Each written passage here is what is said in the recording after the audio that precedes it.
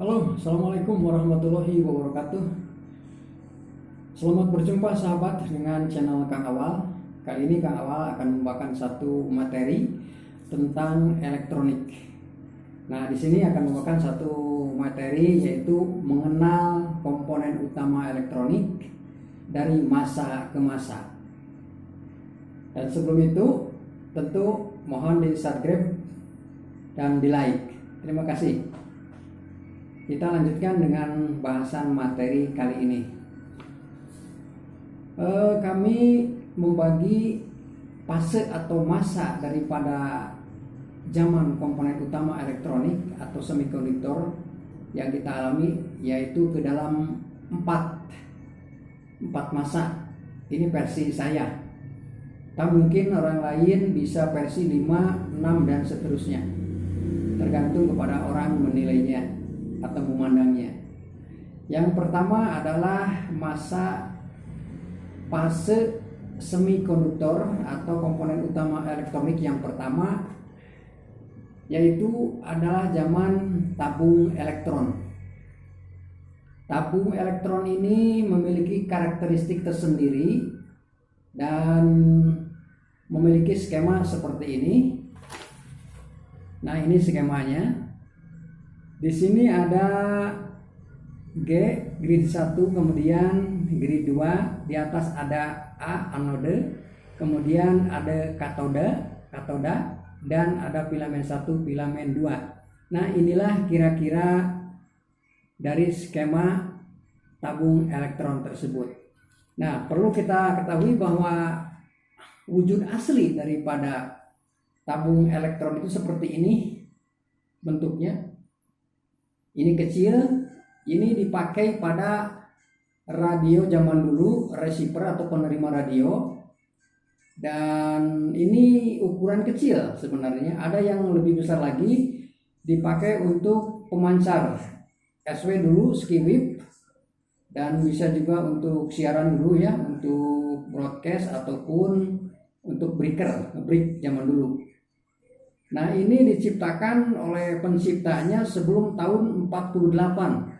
Entah, saya kurang tahu tahun berapa ini tepatnya diciptakan oleh penemunya. Dan yang pasti bahwa tahun 48 setelah transistor ditemukan, maka fasenya akan berubah menjadi zaman transistor. Nah, itu kira-kira sahabat.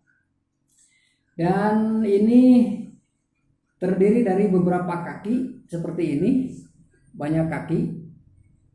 Bisa saja kaki ini lebih banyak daripada kaki yang tertera pada skematik diagram.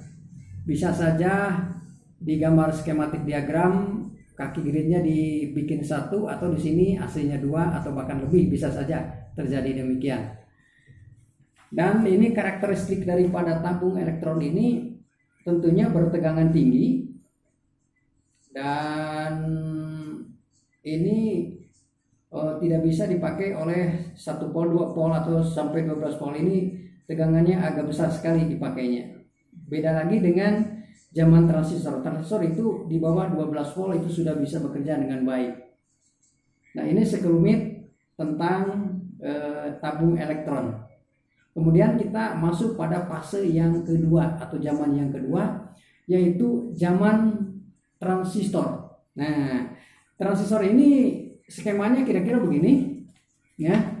Ini di sini ada 2 skematik diagram, tapi keduanya berbeda. Kenapa berbeda? Karena transistor itu terdiri dari 2 jenis. Hanya 2 jenis saja di dunia ini transistor, menurut saya, dan versi yang lain kurang tahu. Dan yang pertama yaitu jenis PNP, yang ini skemanya. Karakteristik daripada transistor PNP ini, di sini ada kaki. Nah, kaki yang panahnya dari emitor itu menuju ke dalam. Sedangkan transistor, skematik diagram transistor yang NPN itu kaki emitornya, tanda panahnya ke luar. Nah, ini perbedaannya. Nah, di sini kaki emitor PNP bertegangan positif, kemudian kolektor bertegangan negatif. Dan sebaliknya di transistor jenis NPN, kaki emitor bertegangan negatif dan kaki kolektor bertegangan positif. Nah, itu perbedaannya. Nah, beda lagi tadi dengan tabung, bahwa tabung itu memerlukan tegangan yang besar sekali, kemudian adanya pemanasan dengan filamen lampu, sedangkan di sini tegangannya hanya cukup kecil saja, sudah bisa bekerja dengan baik, ya, bekerja dengan baik, kemudian tidak ada pemanasan melalui filamen. Dan pada prinsipnya ada kesamaan di sini, grid di tabung elektron ada grid, yaitu sama dengan basis kalau di transistor.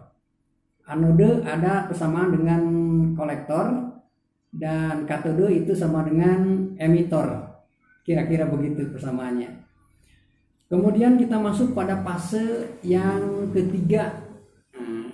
Fase yang ketiga itu zaman IC integrated circuit, yang di dalamnya itu bisa saja beberapa puluh gabungan, beberapa puluh transistor bahkan lebih, sehingga didesain untuk kepentingan komponen-komponen tertentu, baik itu untuk komponen kepentingan audio, video, dan kepentingan-kepentingan yang lainnya. Tentu banyak komponen yang bisa dipakai oleh integrated circuit atau IC tersebut, tergantung daripada pembuat perancang IC tersebut. Nah, itulah. Kemudian wujud asli IC daripada skematik tadi adalah begini, kira-kira wujud aslinya nih. Salah satu saja wujud IC begini, kakinya banyak dan ada yang sedikit ada. Kemudian ada yang berbentuk begini, ada kakinya ini banyak, seperti itu. Kemudian tadi transistor, nah transistor kira-kira wujudnya seperti ini. Yang dulu ini transistor seperti ini kira-kira dipakai dulu zaman receiver radio tahun 48 ya, 48 ke sini. Nah, ini dipakai, tapi ini tidak lama sekali karena dengan perkembangan kemutahiran zaman tentu akan berubah.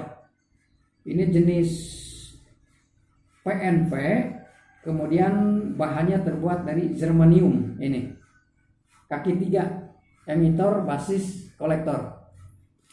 Ada juga transistor yang seperti ini bentuknya, dan ini pembuatannya sepertinya ini dari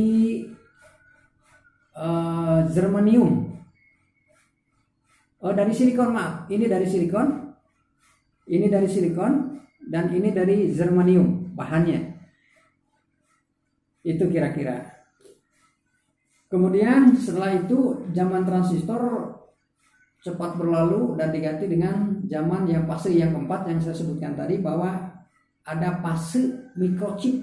Nah, dari microchip ini tentunya ada juga skemanya. Kira-kira ini bentuk fisik seperti gambar seperti ini, kira-kira saya gambarkan. Nah, ini.